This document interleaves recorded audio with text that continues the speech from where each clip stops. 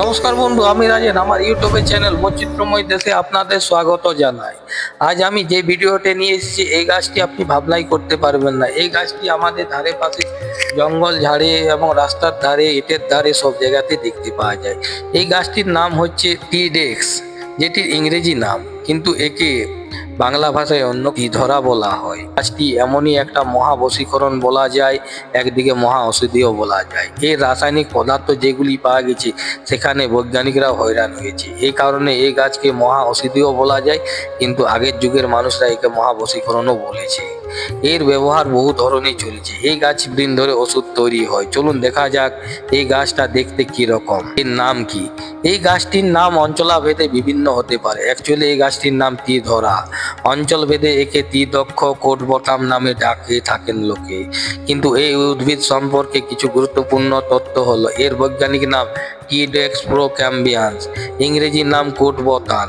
গাছটি দেখতে, এর ফুল ও পাপড়ি অগ্রভাগ তিনটি খাঁজে ভাগে বিভক্ত থাকে, তার কারণে এই গাছটির নাম তীরধরা।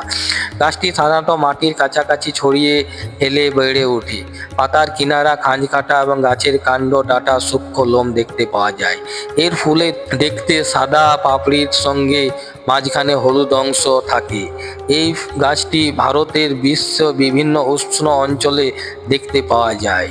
সাধারণত এটি এক বর্ষ, বহু বর্ষ তৃণজাতীয় আগাছা উদ্ভিদ। রাস্তার পাশে পরিত্যক্ত জমিতে, পুরনো দেয়ালে, খাঁজে এটি জন্মে থাকে। এর ফুলগুলির মাঝখানটা হলুদ এবং চারপাশটা ছোট সাদা পাপড়ি থাকে। রাস্তার দুধারে, বাড়ির আশেপাশে, ভাঙা বাড়ির আশেপাশে সব জায়গায় দেখতে পাওয়া যায়। আর পাতাগুলো কিছুটা খসখসে।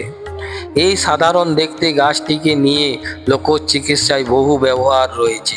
আরও লোকবিশ্বাস এবং তান্ত্রিক এই গাছ আবার বশীকরণের সঙ্গে যুক্ত করা হয়েছে। আজকের ভিডিওতে আমরা জানব এই গাছের লোক চিকিৎসায় কি কি কাজে ব্যবহৃত হয়, আধুনিক গবেষণায় কি পাওয়া গেছে, আর কোথায় একে মহাবশীকরণ বলা হয়েছে। গাছটির মধ্যে প্রথমে জানা যাক কি কি আছে। গবেষণায় পাওয়া গেছে ফ্লোভোনাইড, টেনিন, সপোনিন, আলকাওয়েড, টার্পিনয়েড এবং ক্যারোটিনয়েডের মতো যোগ। এই ধরনের যোগের কারণে উদ্ভিদটি নিয়ে গবেষণা আগ্রহ রয়েছে। তবে একটা গুরুত্বপূর্ণ কথা, ল্যাবরেটরিতে কোনো প্রাণীর উপর কোনো গবেষণা, কোনো কার্যকারিতা দেখা গেলেও সেটি মানুষের রোগের নিশ্চিত চিকিৎসা হয়ে যায় না। মানুষের চিকিৎসায় ব্যবহার করার আগে আরও ভালো ক্লিনিক্যাল রিসার্চ প্রয়োজন আছে। বৈজ্ঞানিক আয়ুর্বেদ অনুসারে এই উদ্ভিদের সুগুণ নিয়ে আলোচনা করা হয়েছে। লোক চিকিৎসায় বিভিন্ন কাজে এটি ব্যবহৃত হয়।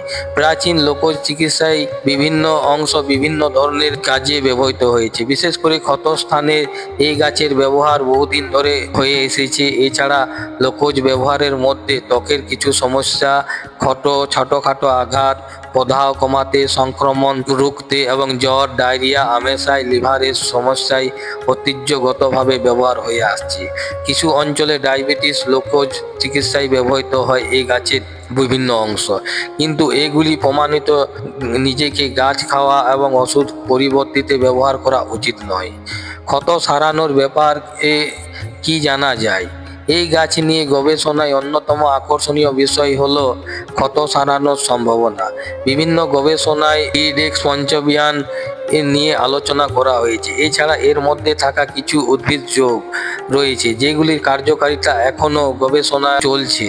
তবে এখানে আবার মনে রাখতে হবে, গবেষণার ফল মানেই যে এটি বাড়িতে কেটে ছিঁড়ে সরাসরি লাগানো নিরাপদ এমন কথা নয়।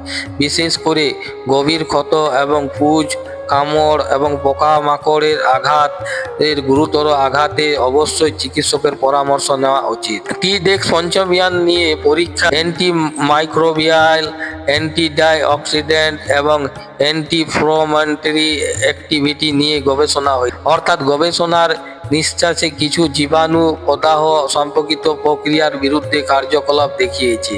এই কারণে ভবিষ্যতে এই গাছের উপাদান থেকে নতুন ওষুধ তৈরির সম্ভাবনা রয়েছে। তবে মনে রাখবেন, এই গাছের কাঁচা পাতা ও রস গবেষণার নির্দিষ্ট প্রস্তুত করা কোনো ওষুধই নয়। গবেষণার ফল দেখে নিজের মতো করে খাওয়া এবং চিকিৎসা করা ঠিক নয়।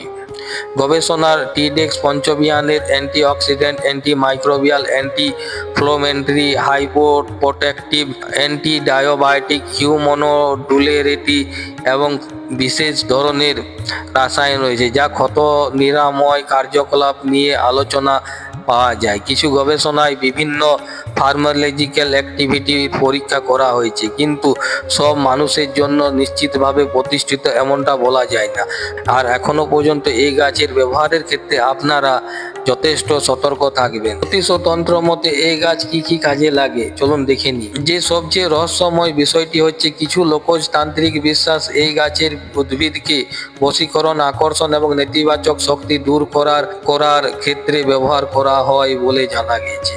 সেখান থেকে জানা যায় যে এই গাছ মহাবশীকরণে কাজে লাগে। এটা লোকমুখ বা ঐতিহ্যগত ব্যবহার, এর কোনো বৈজ্ঞানিক ভিত্তি পাওয়া যায়নি।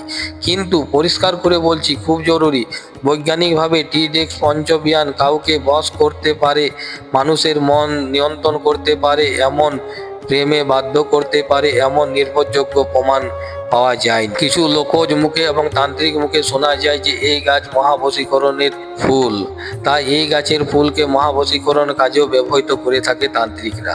লোকবিশ্বাসের অংশ নিয়ে বৈজ্ঞানিক সত্যকে হিসাব করা যায় না। তাহলে কি গাছটি সত্যিই মূল্যবান? বন্ধুরা, হ্যাঁ, গাছটি মূল্যবান হতে পারে। অবশ্যই এই গাছটিকে আগাছা বলে অবহেলা করার কারণ নেই, কারণ এই গাছটিতে দেখতে উদ্ভিদের মতো কত ধরনের প্রাকৃতিক রাসায়ন উপাদান থাকতে পারে সেগুলো নিয়ে বৈজ্ঞানিকরা কিভাবে গবেষণা করছে সেটা আজও গবেষণায় চলছে।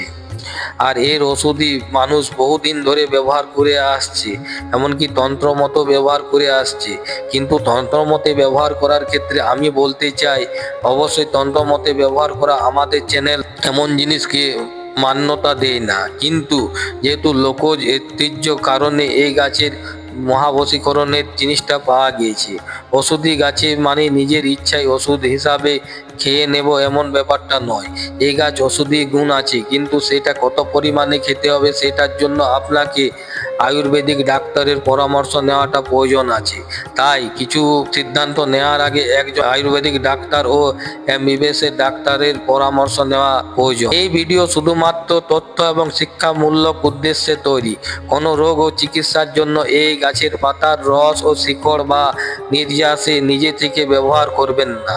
বিশেষ করে শিশু, গর্ভবতী মহিলা, দীর্ঘদিন ধরে রোগে আক্রান্ত ব্যক্তি অথবা যারা নিয়মিত ওষুধ খান, তারা কোনো ভেষজ উদ্ভিদ ব্যবহারের আগে অবশ্যই চিকিৎসক এবং যোগ্য বিশেষজ্ঞের পরামর্শ নিন। আর কোনো ক্ষত হলে গাছের পাতা লাগিয়ে চিকিৎসা না করে প্রয়োজন অনুযায়ী চিকিৎসকের পরামর্শ নেওয়াটাই নিরাপদ। রাস্তার ধারে বেড়ে ওঠা এই ছোট্ট গাছটি দেখতে যতই অসাধারণ হোক না কেন, এর মধ্যে রয়েছে লোকজ জ্ঞান এবং আধুনিক গবেষণার একটা আকর্ষণীয় গল্প। টিডেক্স পঞ্চবিয়ান একদিকে লোকজ চিকিৎসায় পরিচিত একটা উদ্ভিদ, অন্যদিকে বৈজ্ঞানিকদের কাছে গবেষণার বিষয়।